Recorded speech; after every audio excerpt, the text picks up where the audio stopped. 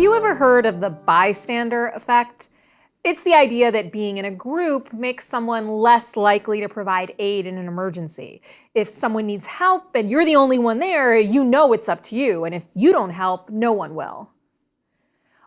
But when we're in a group, we know that others can provide that aid, and if they don't, we might assume that none is needed or that there's some reason why the other people aren't helping. You know how sometimes people go and stand in lines even if they have no idea what the line is for because they assume that if other people are in a line, they must have a good reason for doing so? It's sort of like that, but the effects here are much more dangerous. Someone needs help and no one gives it. The question is, where did our knowledge of the bystander effect originally come from? It wasn't a survey. Researchers didn't ask people when they were likely to offer aid. You may recall the Good Samaritan experiment, which focused on individuals offering aid to someone they passed in an alley. It wasn't that either, or any other experiment, nor did someone comb through large data sets looking at this. No, we first really learned of the bystander effect because of a woman named Kitty Genovese. As the story goes, in 1964, she was stabbed to death outside of her apartment in New York City while almost 40 people stood by and watched, doing nothing. This single case became a foundation for further psychological research on how people behave in groups. Now, the story isn't quite so neat as all that. Further research later indicated that there weren't that many people there, that almost all of those present didn't actually see the stabbing itself, and that some of them did call out for help. And other studies have shown that sometimes people are more motivated to help when in groups, particularly if they share characteristics with the victim. Even though the case of Kitty Genovese's bystander effect is mostly urban legend at this point, although her murder sadly was not, it still prompted extensive research into group behavior. Studying a single case can be a very valuable way of conducting research. When you have a small n, survey research and experimental designs are typically out. Instead, we turn to case studies and small n comparative designs. A case study is an analysis of either one or a small number of cases with the goal of in-depth and multifaceted understanding of the complexities of the chosen cases.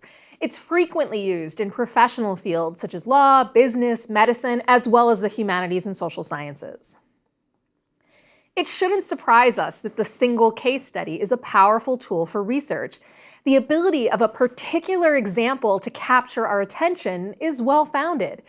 In April 2017, a giraffe in New York, appropriately named April, gave birth while millions watched on a live feed after weeks of watching her every move.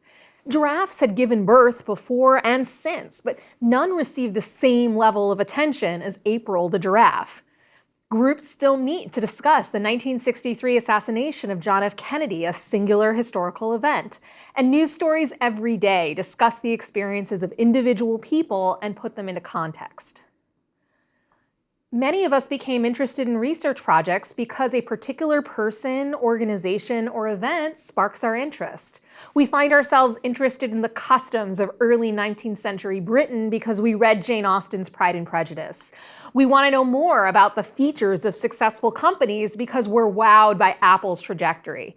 We visited the battlefield at Gettysburg and have a newfound fascination for the Civil War. Or we read about Kitty Genovese and we want to know more about bystander effects and group psychology. It's through our interest in cases that we can both form research questions and answer them. Case studies examine the real-world existence of a particular phenomenon by conducting an in-depth examination of a particular instance of that phenomenon. According to one definition, case studies are a, quote, a strategy for doing research which involves an empirical investigation of a particular contemporary phenomenon within its real-life context using multiple sources of evidence, end quote. What that means is that this is a research design grounded in systematic collection of data, as with all the empirical studies we've considered in this course. That definition focused on contemporary phenomena, but you can do historical case studies as well. What's important is the focus on the real-world complexities of the phenomenon of interest and the systematic triangulation of information to draw conclusions. Case studies aren't based on a single document or source, but through rigorous gathering and analysis of multiple sources, qualitative and quantitative. They can be used for a wide range of research: description, exploration, explanation, or application. The subjects of your case study, your unit of analysis, can be people, groups, communities, organizations, businesses, events, relationships, processes, legal court cases, countries, or pretty much whatever you want to study. You might study the evolution of a particular company, the impact of a natural disaster on a particular community, the experience of someone with PTSD, or how democracy developed in a particular country. Case studies are very different from the other research designs we've considered. Unlike an experiment, we have a limited ability to control or manipulate our variables or assign cases to groups. While we can randomly select the cases we study, usually we want to use a more purposive method of selecting. We select our cases because of their attributes, either because those attributes are typical of other cases, provide an interesting counterpoint or exception, or in some other way add to our knowledge of this phenomenon. We're also not engaging in large-scale comparison across space or time as correlational studies do. In such circumstances, we tend to have more cases than we do variables. Case studies are an example of research where there are typically many more variables present than cases. That makes it quite difficult to establish correlation or causation that can be applied more widely. When it comes to survey research, we're typically trying to maximize response rates from a randomly chosen sample of a population. Surveys as a tool, however, are useful in case studies. Usually focused on a more limited and purposefully chosen population, a survey for a case study is a way of gathering information about your particular case. So if you're studying a particular business, you might survey its workers as part of your study. Or in a case study of apartheid in South Africa, you might survey people or policymakers.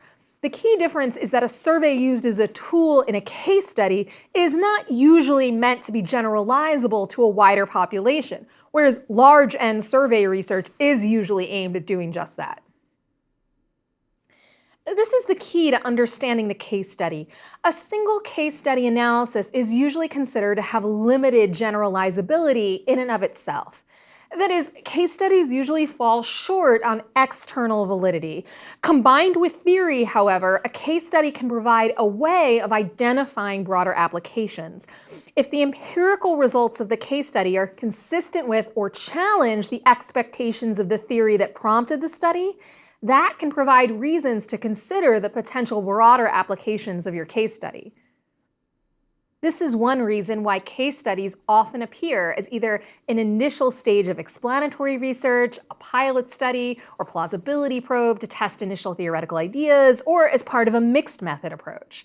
Just as we sometimes conduct pre-experiments to see if a particular treatment has any impact, we might do a single case study to test our early ideas and see if further research is needed, or provide a rationale for a funding source to support our work. The limits on generalizability should therefore not stop you from doing a case study. The value is less in using your case study to explain or predict larger phenomena, but instead it lies in being able to deeply describe, explore, understand, or explain a specific case or set of cases. It can allow you to trace the causal mechanisms that get a particular case from point A to point B, while taking into account the unique features of that case that a large data set covering many cases might not contain.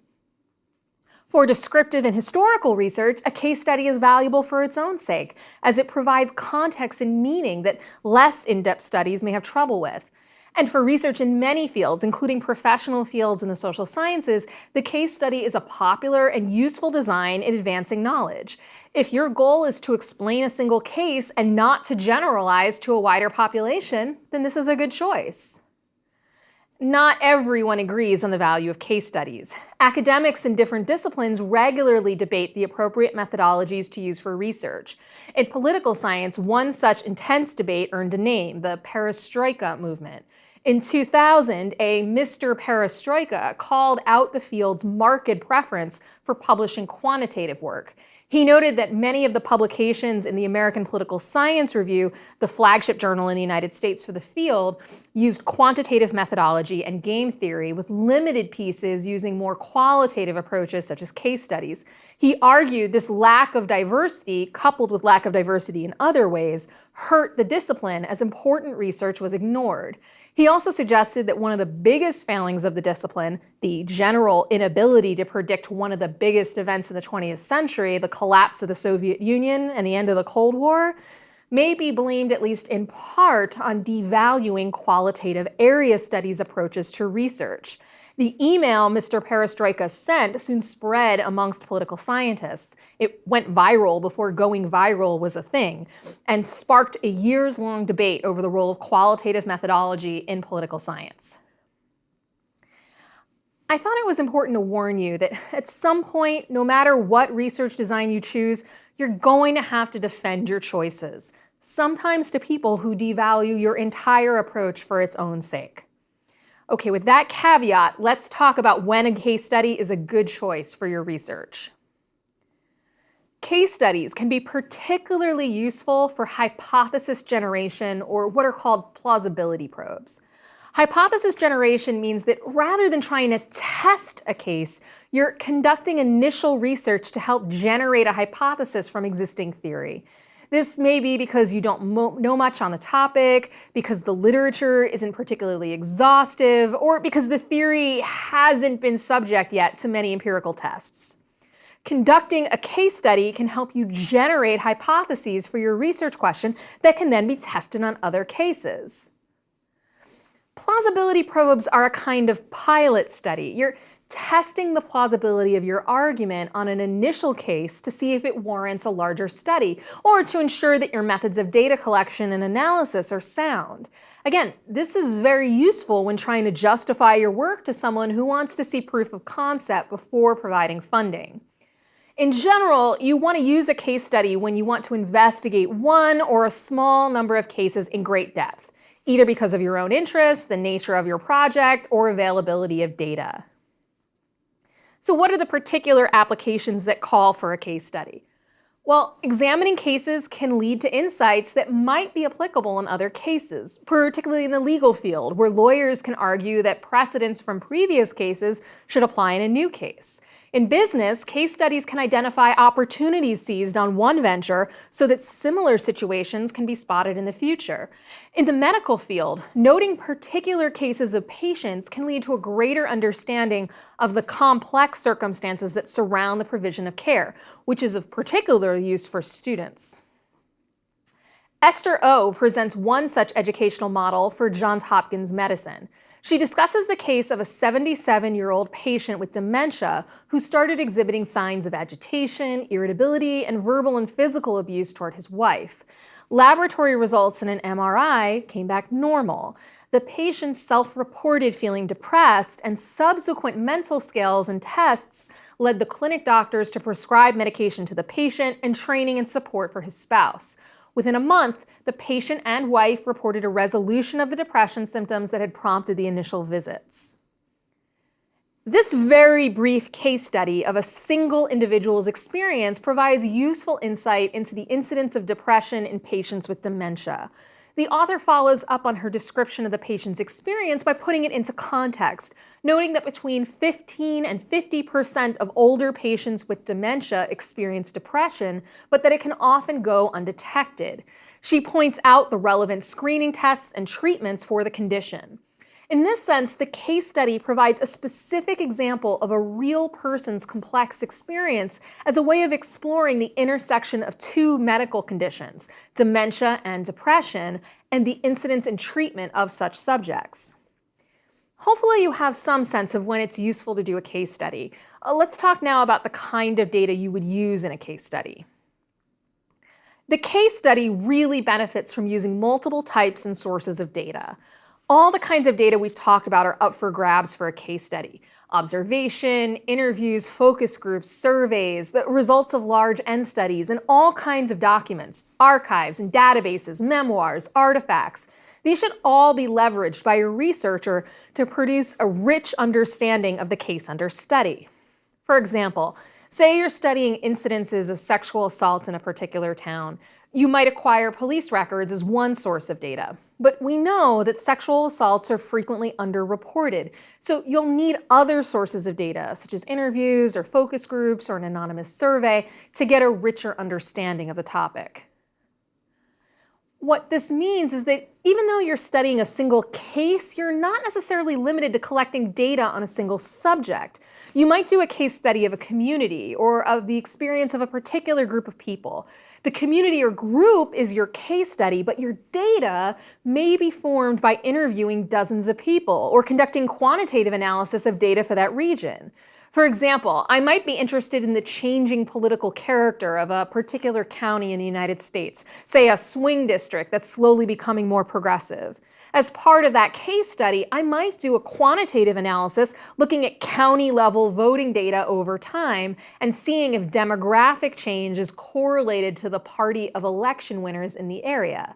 That's clear quantitative analysis, but it's being done in service to a case study. Let's look at an example of a case study that involves multiple subjects and data sources. Anne Robertson and her colleagues published a 2010 study that looked at the implementation and adoption of electronic health records in the United Kingdom.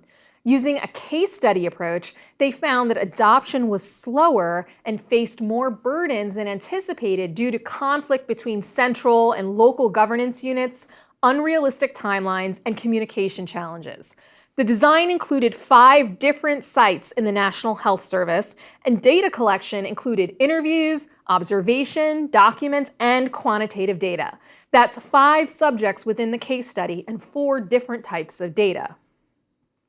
In short, when done well, case studies are just as rigorous an approach to research as anything else we've discussed. Case studies don't release you from the other requirements we've spoken of when it comes to design. You still have a research question and theory and conduct a literature review. You still have to think about how you will measure your concepts and ensure they're reliable and valid. You have to use systematic procedures for gathering and analyzing data, and you have to choose your cases carefully. As we've mentioned, we don't usually use random selection for case studies. With a small n, sometimes as small as 1, your sample size is so small that it doesn't matter how you select it. You aren't going to be able to make strong claims on that basis alone for generalizability. That means we often use purposive sampling for case studies. We pick cases based on their values on our variables of interest or because the case itself lends itself to further in-depth study. Robert Yin suggests 5 categories of cases that generally apply regardless of your research area. They are the critical case, extreme case, representative case, revelatory case, and longitudinal case.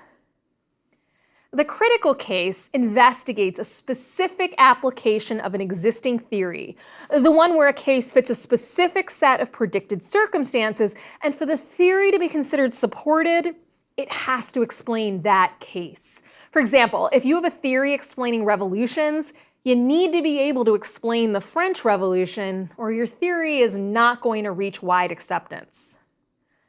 The extreme case examines deviant or outlier cases, the cases that have some kind of anomaly to them and therefore stand apart from more typical cases.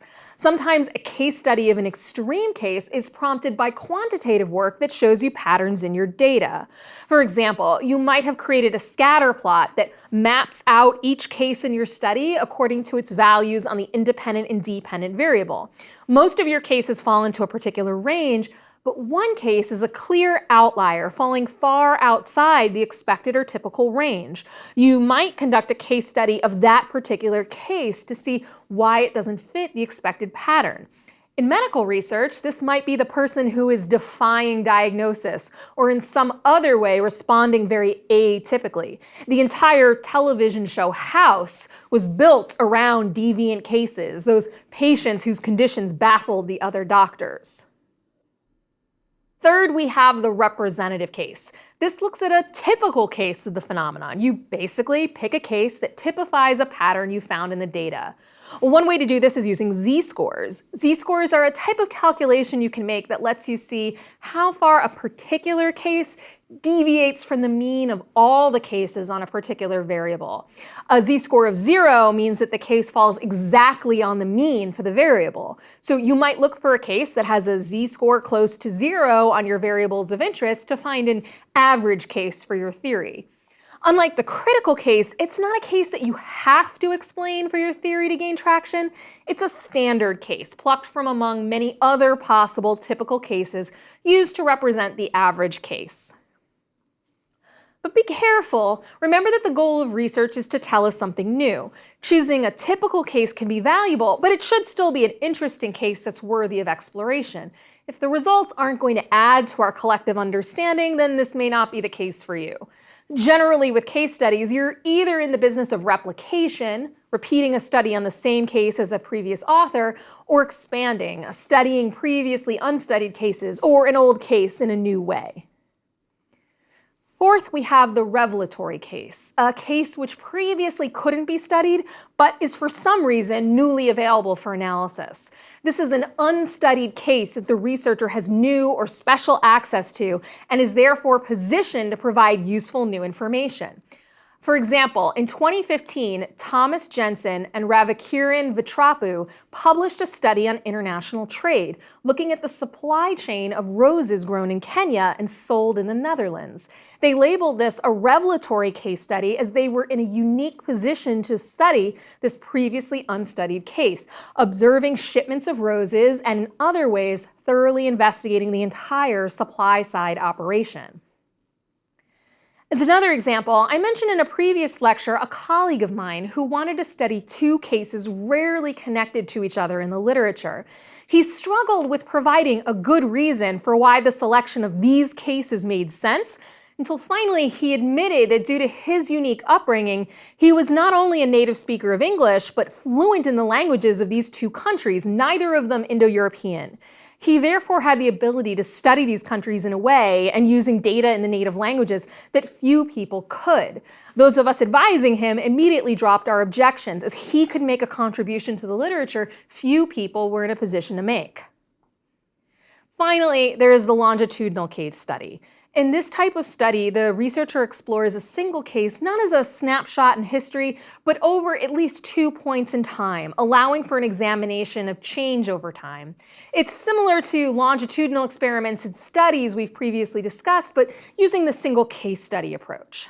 Of course, sometimes you don't want to do a single case study. You might want to see if successful results in one case are repeated in a second case, or subject your theory to further tests.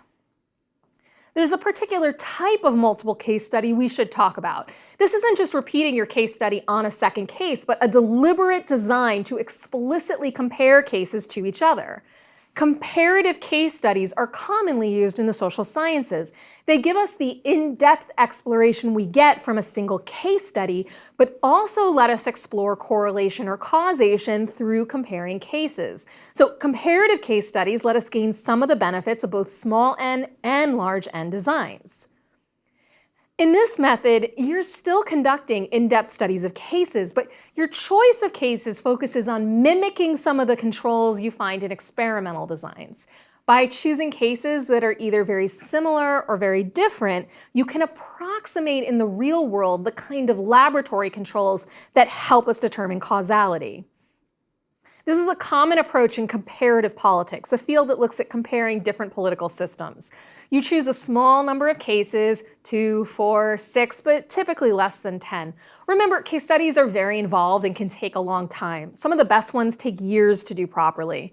You might choose your cases to be very similar. In comparative politics, perhaps you're choosing countries of similar population size and wealth in the same geographic region, but they had different experiences after colonization. You want to see if there's a connection between their colonial experiences and the nature of their current political regime. In essence, by choosing these cases, you're controlling for size, wealth, and region. If your cases have different regimes, you can argue that size, wealth, and region probably aren't important causal factors because they produce countries with different systems. Alternatively, you could pick countries that are different in size, wealth, and region, but had the same colonial experience. If, despite those differences, these countries ended up with similar political regimes, you again would have some evidence for your argument, this time eliminating the colonial experience as a reason for the differences. These are called the most similar systems and most different systems designs. Now, a couple of warnings. First, your cases require variation. You can't have cases that all have the same values on the independent and dependent variables, or your analysis won't say much. Consider, let's say I hypothesize that since World War II, countries in warmer climates are less likely to fight wars than countries in cooler climates. Now, this is a question that could be answered using quantitative analysis. Large N data on incidents of war and climate are pretty readily available. But let's say we want to do case studies to dig into the complexities of how climate affects decision-making on war. Note, we aren't talking about military coups or internal struggles, just good old war between two countries. So I choose 4 cases: Fiji, Samoa, the Maldives, and the Seychelles. They're all tropical countries, and none have fought wars since World War II. I might safely conclude that my hypothesis is supported. This is obviously not a fair test. I chose 4 countries with 0 variation between them, which also share a number of other common factors that could just as easily explain my finding. It's also possible that other warm countries did experience war. Of course, we know they did. Vietnam, Algeria, and Iraq come to mind immediately. It's also possible that cold countries did not experience war. Canada, for example, has a generally colder climate, but is not exactly known for its warlike tendencies. It would be much better to choose 2 warm countries and 2 cool countries for my analysis. If all turned out to be peaceful, that right there would show that climate probably doesn't matter. And it probably doesn't. The point is not that climate affects warmongering, but that choosing 4 cases with no variation tells us nothing. We need variation in our variables to use comparative case studies to say anything about correlation or causation. Again, in this particular case, I would recommend quantitative analysis, but I hope this shows you the importance of carefully thinking through how you will best select cases to test your ideas.